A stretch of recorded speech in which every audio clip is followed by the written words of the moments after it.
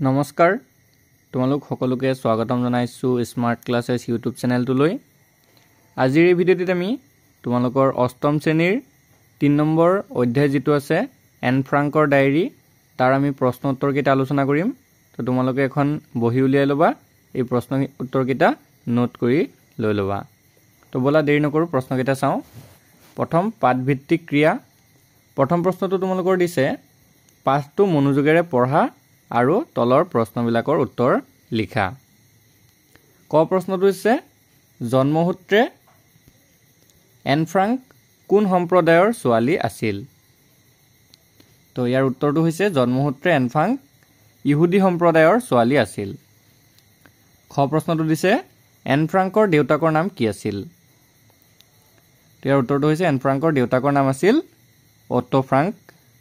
হল N ফ্ৰাংকৰ দেউতাকৰ নাম আছিল অটো ফ্ৰাংক। গ প্ৰশ্নটো চোৱা নাজি বাহিনীৰ হাতৰ পৰা ৰক্ষা পাবলৈ তেওঁলোক ক'ত লুকাই আছিল? ইয়াৰ উত্তৰটো হৈছে নাজি বাহিনীৰ হাতৰ পৰা ৰক্ষা পাবলৈ তেওঁলোকে এটা পণ্যগাৰত লুকাই আছিল। ঘ প্ৰশ্নটো চোৱা এন ফ্ৰাংকে কেতিয়াৰ পৰা কেতিয়ালৈকে দিনলেখা লিখিছিল অৰ্থাৎ ডায়েৰী লিখিছিল? ইয়াৰ উত্তৰটো হৈছে এন ফ্ৰাংকে 1942 চনৰ 12 জুনৰ পৰা 1944 চনৰ 1 আগষ্টলৈকে দিনলেখা লিখিছিল। উঙ প্ৰশ্নটো হৈছে দ্বিতীয় বিশ্বযুদ্ধৰ সময়ত থকা জাৰ্মান সেনাধ্যক্ষজনৰ নাম কি? এই সেনাধ্যক্ষজনে ইহুদীসকলক কি কৰিছিল? তো ইয়াৰ উত্তৰটো হৈছে দ্বিতীয় বিশ্বযুদ্ধৰ সময়ত থকা জাৰ্মান সেনাধ্যক্ষজনৰ নাম হ'ল এডল্ফ হিটলাৰ। এই সেনাধ্যক্ষজনে ইহুদীসকলক লাখ লাখ ইহুদীক নিজে আৰু সেনাৰ হতুৱাই নিশংসভাৱে হত্যা কৰিছিল। এতিয়া আমি প্ৰথম প্ৰশ্নটোলৈ আগবাঢ়ো। কি দিছে চোৱা এন ফ্ৰাংকে কিয় দিনলেখা লিখিবলৈ ইচ্ছা কৰিছিল? এই উত্তৰটো হৈছে এন ফ্ৰাংকে দিনলেখা লিখিবলৈ ইচ্ছা কৰিছিল কাৰণ তাইৰ বন্ধু বৰ্গ আছিল যদিও তাইৰ এজন প্ৰকৃত বন্ধুৰ অভাৱ আছিল। তাই বন্ধুবৰ্গ আত্মীয় স্বজনৰ লগত গতানুগতিক কথা বতৰাহে পাতিছিল, সেইকাৰণে তাই দিনলেখা লিখিবলৈ ইচ্ছা কৰিছিল। এতিয়া দ্বিতীয় প্ৰশ্নটোলৈ আগবাঢ়ো। কি দিছে চোৱা দিনলেখাসমূহ এন ফ্ৰাংকে কিয় সম্পাদনা কৰিছিল? কাৰণ হ'ল যাতে ভৱিষ্যতে নতুন প্ৰজন্মই সেই সময়ত ঘটা ঘটনাবোৰৰ কথা আৰু সেই সময়ত হোৱা মনৰ ভাৱৰ কথা তাইৰ ডায়েৰীখনৰ পৰা জানিব পাৰে। বৰ্গীয় প্ৰশ্নটো চোৱা অটো ফ্ৰাংকে পৰিয়ালসহ কিয় পণ্যগাৰত আত্মগোপন কৰি আছিল? ইয়াৰ উত্তৰটো হৈছে নাজি বাহিনীৰ বৰ্বৰ অত্যাচাৰৰ ফলত অটো ফ্ৰাংকে পৰিয়ালসহ পণ্যগাৰত আত্মগোপন কৰি আছিল। এতিয়া আমি প্ৰশ্নটোলৈ আগবাঢ়ো। কি দিছে চোৱা মানুহতকৈ কাগজৰ ধৈৰ্য বেছি এইবুলি এন ফ্ৰাংকে উপলব্ধি কৰিছিল কিয়? বুজাই লিখা। তো ইয়াৰ উত্তৰটো অলপ দীঘলীয়া হ'ব, ইয়াৰ যিহেতু আমাক বুজাই লিখিব কৈছে। তো চোৱা কি দিছে উত্তৰটো মানুহতকৈ কাগজৰ ধৈৰ্য বেছি। প্ৰচলিত এই প্ৰবাদ ফাঁকি মই সেইদিনা বৰকৈ উপলব্ধি কৰিছিলোঁ যিদিনা মোৰ কৰিবলৈ একো কাম নথকাৰ বাবে হতাশাত ভুগিছিলোঁ আৰু হাতৰ তলুৱাত থুতৰিটো থৈ ভাবিছিলোঁ ঘৰতে থাকোঁ নে বাহিৰলৈ যাওঁ। অৱশেষত মই য'তে আছিলোঁ তাতে বহি থাকিলোঁ। হয় মানুহতকৈ কাগজৰ ধৈৰ্য বেছি আৰু মই যেতিয়ালৈকে এগৰাকী প্ৰকৃত বন্ধু নাপাওঁ তেতিয়ালৈকে এই টোকা বহীখন যাক মই ডায়েৰী বুলি নামাকৰণ কৰিছোঁ কাকো পঢ়িবলৈ দিয়াৰ কথা ভবা নাই। আৰু এই কথাখিনি কোনে কৈ আছিলে? এই কথাখিনি এন ফ্ৰাংকে কৈ আছিলে। এতিয়া আমি উঙ প্ৰশ্নটোলৈ আগবাঢ়ো। এন ফ্ৰাংকে নিজকে কিয় অকলশৰীয়া বুলি অনুভৱ কৰিছিল? ইয়াৰ উত্তৰটো হৈছে কাৰণ এন ফ্ৰাংকৰ প্ৰকৃত বন্ধু নাছিল। তাইক এনেকুৱা এজন বন্ধু লাগে যাৰ লগত তাইৰ মনৰ কথা প্ৰকাশ কৰিব পাৰে। সেয়েহে এন ফ্ৰাংকে নিজকে অকলশৰীয়া বুলি অনুভৱ কৰিছিল। এতিয়া আমি 2 নম্বৰ প্ৰশ্নকেইটালৈ আগবাঢ়ো। কি দিছে চোৱা তলৰ শব্দসমূহৰ অৰ্থ শব্দসম্ভাৰ চাই নিজৰ বহীত লিখা। প্ৰথমটো দিছে গণ্য। গণ্য মানে হৈছে লেখত ল'বলগীয়া। তাৰ পিছৰ প্ৰশ্নটো দিছে গতানুগতিক। গতানুগতিক মানে হৈছে নতুনত্ববিহীন। তাৰ পিছৰটো দিছে অস্ত্ৰোপচাৰ। অস্ত্ৰোপচাৰ মানে হৈছে অপাৰেশ্যন, ৰোগ চিকিৎসা কৰাৰ বাবে অস্ত্ৰৰ প্ৰয়োগ। তো অস্ত্ৰ প্ৰয়োগ কৰি যি ৰোগ চিকিৎসা কৰা হয় তাকেই অস্ত্ৰোপচাৰ বুলি কোৱা হয়। তাৰপিছত দিছে বৰ্বৰ। বৰ্বৰ মানে হৈছে নিজ, অসভ্য। পিছত আৰু দিয়া আছে পৰিত্যক্ত। পৰিত্যক্ত মানে এৰা বা ত্যাগ কৰা। তাৰপিছত দিছে চোৱা প্ৰবাদ। প্ৰবাদ মানে হৈছে প্ৰবচন বা মানুহৰ মুখে মুখে চলি অহা আগৰ দিনৰ কিছুমান কথা। পিছত আছে অধিগৃহীত। অধিগৃহীত মানে হৈছে আইনৰ সহায়েৰে দখল কৰা। থিৰাং। থিৰাং মানে হৈছে নিশ্চিত। উৎসৰ্গা। উৎসৰ্গা মানে হৈছে দান কৰা। তাৰপিছত চোৱা কি দিছে আড়ম্বৰ। আড়ম্বৰ মানে হৈছে জাক জমকতা। প্ৰত্যক্ষিত। প্ৰত্যক্ষিত মানে হৈছে আশা কৰা। ভাৱমূৰ্তি। কোনো ব্যক্তি বা বিষয় সম্পৰ্কে লোৱা ধাৰণা। পুঞ্জীভূত। পুঞ্জীভূত মানে হৈছে থুপ খাই থকা। হামকতা। হামকতা মানে হৈছে উপশম হোৱা। সন্নিৱিষ্ট। সন্নিৱিষ্ট মানে হৈছে অন্তৰ্ভুক্ত। অৰ্থকেইটা বুজি পালা, লিখি লোৱা তোমালোকে। এতিয়া আমি 3 নম্বৰ প্ৰশ্নটোলৈ আগবাঢ়ো। 3 নম্বৰ প্ৰশ্নটো চোৱা কিটি কোন? এন ফ্ৰাংকে কিটিক বন্ধু হিচাপে কিয় গণ্য কৰিছিল বুজাই লিখা। তো ইয়াৰ উত্তৰটো হৈছে কিটি হৈছে এন ফ্ৰাংকৰ ডায়েৰীখনৰ নাম। হ'ল, বুজি পালা? এন ফ্ৰাংকে তেওঁৰ নিজৰ জীৱনত এজন প্ৰকৃত বন্ধুৰ অভাৱ অনুভৱ কৰিছিল। তেওঁৰ বহুতো লগৰীয়া আছিল যদিও হিয়া উজাৰি মনৰ ভাৱ প্ৰকাশ কৰিবলৈ এজন বন্ধুৰ অভাৱ আছিল। সেয়েহে তেওঁ মনৰ কথাবোৰ ডায়েৰীখনতে লিপিবদ্ধ কৰিছিল আৰু ডায়েৰীখনকে প্ৰকৃত বন্ধু বুলি গণ্য কৰিছিল আৰু নাম ৰাখিছিল কিটি। এনেদৰে তেওঁ ছুটি জীৱনকালতে কিটি নামৰ কাল্পনিক বন্ধুগৰাকীলৈ সম্বোধন কৰি ডায়েৰীৰ পাততে নিজৰ মনৰ কথা হিয়া উজাৰি প্ৰকাশ কৰিছিল। তো তোমালোকে এই উত্তৰটো এডোখৰলৈকে লিখিলে হৈ যাব। 4 নম্বৰ প্ৰশ্নটো চোৱা এন ফ্ৰাংকৰ ডায়েৰীখন পুথি আকাৰে প্ৰকাশ হোৱাত কোনে আগভাগ লৈছিল? তেখেতে এই ডায়েৰীখন কিয় পুথি আকাৰে প্ৰকাশ কৰিছিল? তো ইয়াৰ উত্তৰটো চোৱা ভালদৰে। এন ফ্ৰাংকে 1942 চনৰ 12 জুনৰ পৰা ডায়েৰীখন লিখা কামটো আৰম্ভ কৰিছিল। আৰম্ভণিতে তেওঁ এই ডায়েৰী সম্পূৰ্ণ নিজৰ বাবেহে লিখিছিল। 1944 চনৰ কোনোবা এদিন হ'লেও চৰকাৰৰ এজন বিষয়াই লণ্ডনৰ পৰা অনাতাঁৰ যোগে ঘোষণা কৰিলে যে যুদ্ধ হাম কটাৰ পিছত তেওঁ জাৰ্মান অধিগৃহীত অঞ্চলত বাস কৰা যিসকল হলেণ্ডৰ লোকে যুদ্ধৰ সময়ত দুখ যন্ত্ৰণা ভোগ কৰিছিল তেওঁলোকৰ সাক্ষ্য গ্ৰহণ কৰিব আৰু এইবোৰ জনসাধাৰণৰ বাবে প্ৰচাৰ কৰিব। তেওঁ বিশেষকৈ চিঠি পত্ৰ আৰু ডায়েৰীৰ কথা উল্লেখ কৰিছিল। বিষয়াজনৰ কথাত অনুপ্ৰাণিত হৈ এন ফ্ৰাংকে সিদ্ধান্ত ল'লে যে যুদ্ধ শেষ হোৱাৰ পিছত তেওঁ তেওঁৰ ডায়েৰীখন ভিত্তিত এখন পুথি প্ৰকাশ কৰিব। অনতিপলমে তেওঁ ইতিমধ্যে লিখা কথাবোৰ কিছু সম্পাদনা অৰ্থাৎ সাল সলনি কৰি পুনৰ লিখি উলিয়ালে। তো এনেদৰে এন ফ্ৰাংকে 1944 চনৰ 1 আগষ্টলৈকে ডায়েৰী লিখে আৰু 4 আগষ্ট তাৰিখে এন আৰু তেওঁৰ পৰিয়ালৰ সদস্যসকলক লুকাই থকা স্থানৰ পৰাই নাজী বাহিনীৰ লোকে আটক কৰি নিয়ে। তো এইখিনিয়ে ডায়েৰীৰ এই প্ৰশ্নটোৰ উত্তৰ তোমালোকে লিখিব লাগিব। পিছৰ 5 নম্বৰ প্ৰশ্নটো চোৱা এন ফ্ৰাংক আৰু আইতাকৰ সম্বন্ধ কেনে আছিল? আইতাকৰ স্মৃতিৰ বাবে তেওঁ কি কৰিছিল? ইয়াৰ উত্তৰটো চোৱা এন ফ্ৰাংক আৰু আইতাকৰ সম্বন্ধ মধুৰ আছিল। 1941 চনৰ গ্ৰীষ্মৰ সময়ত আইতা অসুখত পৰিল আৰু তেওঁৰ অস্ত্ৰোপচাৰ কৰিবলগীয়া হ'ল। সেইবাবে মোৰ জন্মদিন অনুষ্টুপীয়াকৈ পালন কৰিলোঁ। ইয়াৰ আগৰ 1940 চনৰ গ্ৰীষ্মৰ সময়তো মোৰ জন্মদিন ধুমধামেৰে পালন কৰা নহ'ল, কিয়নো হলেণ্ডত তেতিয়া যুদ্ধ হাম কাটিছিলহে মাত্ৰ। 1942 চনৰ জানুৱাৰী মাহত আইতাকৰ মৃত্যু হয়।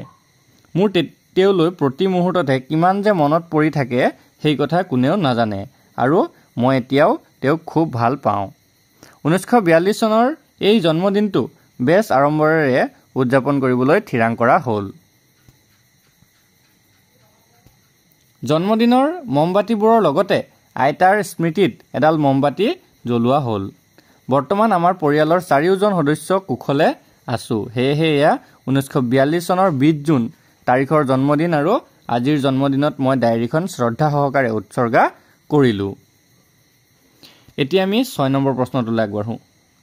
কি দিছে চোৱা পাঠটো পঢ়ি এন ফ্ৰাংকৰ সেই সময়ত হোৱা মনৰ ভাৱৰ বিষয়ে লিখা।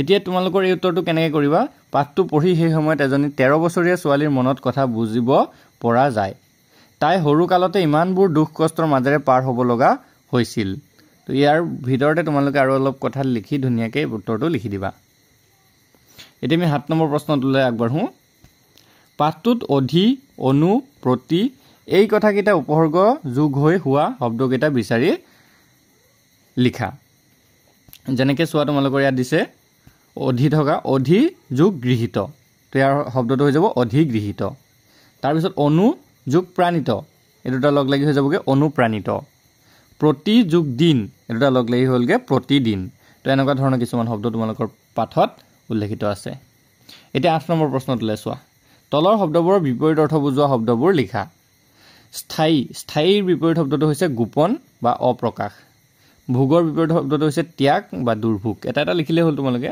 সমাপ্তৰ বিপৰীত শব্দ হৈছে আৰম্ভণি আৰম্ভৰ হ'লে অনুষ্টুপীয়া বা অনাৰম্বৰ ভাগ্য হ'লে দুৰ্ভাগ্য ধৈৰ্য হ'লে অধৈৰ্য এটা লিখিবা তাৰপিছত 9 নম্বৰ প্ৰশ্নবিলাকলৈ চোৱা 9 নম্বৰ প্ৰশ্নকেইটা তলৰ শব্দবোৰ প্ৰতিশব্দ লিখা উত্তৰটো চোৱা যন্ত্ৰণাৰ প্ৰতিশব্দ হৈছে যাতনা কৰুণ হৈছে কাতৰ কিশোৰী বালিকা মৃত্যু হ'লে মৰণ প্ৰতিশব্দ মানে হৈছে একে অৰ্থ বুজোৱা শব্দ এতিয়া 10 নম্বৰ প্ৰশ্নকেইটা চোৱা তলৰ বাক্যবোৰ সৰল বাক্য যৌগিক বাক্য আৰু জটিল বাক্য অনুসৰি শ্ৰেণী বিভাজন কৰা কোনটো সৰল বাক্য হয় কোনটো যৌগিক বাক্য হয় বা কোনটো জটিল বাক্য হয় তাৰে শ্ৰেণী বিভাজন কৰিব কৈছে এতিয়া কটো দিছে চোৱা মই আহিলোঁ আৰু তেওঁ ঘৰলৈ গ'ল তো এইটো হৈ যাবগৈ যৌগিক বাক্য খটো চোৱা ভাল ল'ৰাৰ কাৰণেহে তেওঁ পুৰস্কাৰ পালে এইটো হৈ যাবগৈ জটিল বাক্য তাৰপিছত গটো চোৱা বৰষুণ পৰিছে এইটো হৈ যাব সৰল বাক্য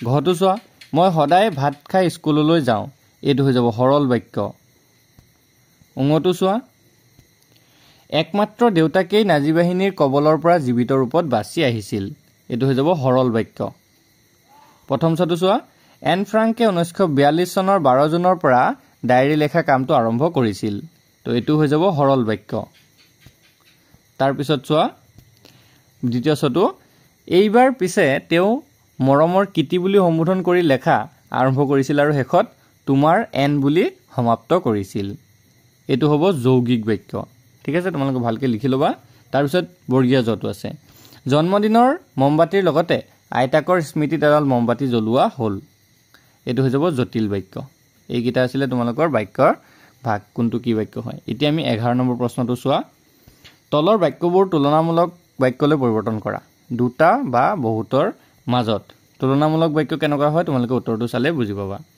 কটো দিছে হুন উজ্জ্বল ইয়াক যদি আমি তুলনামূলকভাৱে লিখো তেতিয়া হ'ব হুন ৰূপতকৈ উজ্জ্বল কাবাৰ সৈতে তুলনা কৰিব কৈছে সেইটো হৈ গ'ল হুন ৰূপতকৈ উজ্জ্বল আৰু এটা লিখিব পাৰোঁ আমি আন সকলো ধাতুতকৈ হুন উজ্জ্বল তো আমি এইটো লিখিব পাৰোঁ এইটো লিখিব পাৰোঁ আন সকলো ধাতুতকৈ হুন উজ্জ্বল তাৰপিছত খটো দিছে চোৱা মীনা মেধাবী এতিয়া আমি কাবাৰ লগত তুলনা কৰিব লাগিব তো এইটো আমি ৰীণা লিখিছোঁ ৰীণাতকৈ মীনা মেধাবী এইটো লিখিব পাৰা আৰু এটা লিখিব পাৰা শ্ৰেণী কোঠাত আটাইতকৈ মেধাবী ছাত্ৰী মীনা এইটো হৈ যাবগৈ ঠিক আছে তাৰপিছত আছে গটো অৰুণ ওখ তোমালোকে চেষ্টা কৰি চাব পাৰা নিজে অৰুণ বলেনতকৈ ওখ বা যিকোনো এটা নাম অৰুণ বৰুণতকৈ ওখ বা অৰুণ ৰামতকৈ ওখ তেনেকৈ লিখিব পাৰা তাৰপিছত আৰু এটা লিখিব পাৰা নৱম শ্ৰেণীৰ আটাইতকৈ ল'ৰাৰ ভিতৰতে অৰুণ ওখ বা নৱম শ্ৰেণীৰ ভিতৰত অৰুণে আটাইতকৈ ওখ তেনেকৈও তোমালোকে লিখিব পাৰা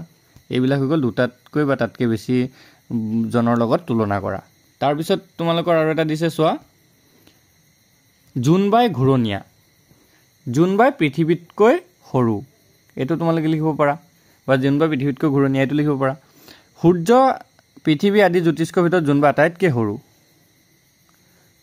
এইটো তোমালোকে লিখিব পাৰা উঙটো চোৱা এই কিতাপখন ভাল এতিয়া এইটো কেনেকৈ লিখিবা সেইখন কিতাপতকৈ এইখন কিতাপ বৰ ভাল এইটো লিখিলে হৈ গ'ল কি তাৰপিছত আৰু এটা যিটো বহুতৰ মাজত যদি তুলনা কৰা লাইব্ৰেৰীত কিতাপবোৰৰ মাজত এই কিতাপখনেই আটাইতকৈ ভাল এইটো তোমালোকে লিখি দিয়া এতিয়া আহিলোঁ বাক্য ৰচনা কৰা 12 নম্বৰ বাক্য ৰচনা কৰা এতিয়া প্ৰথম বাক্য দিছে প্ৰথম শব্দটো দিছে অনতি পলমে এটা অনতিপলমে এটা বাক্য বনাবা এনেকৈ অনতিপলমে ঘটনাটোৰ তদন্ত হোৱা উচিত এইটো লিখিলেও পাৰা তোমালোকে নিজেও বনাই লিখিব পাৰা তাৰপিছত আছে হাঁহি ধেমালি কণ ল'ৰা ছোৱালীবোৰ হাঁহি ধেমালিৰে গোটেই ঠাইখিনি সুখৰিত হৈ উঠিছে লিখিব পাৰা হাঁহি ধেমালিৰে নিজেও বাক্য বনাব পাৰা তাৰপিছত আছে ৰূপান্তৰিত তাপ পালে বৰফ গলি পানীলৈ ৰূপান্তৰিত হয় এনেকৈ লিখিব পাৰা আত্মগোপন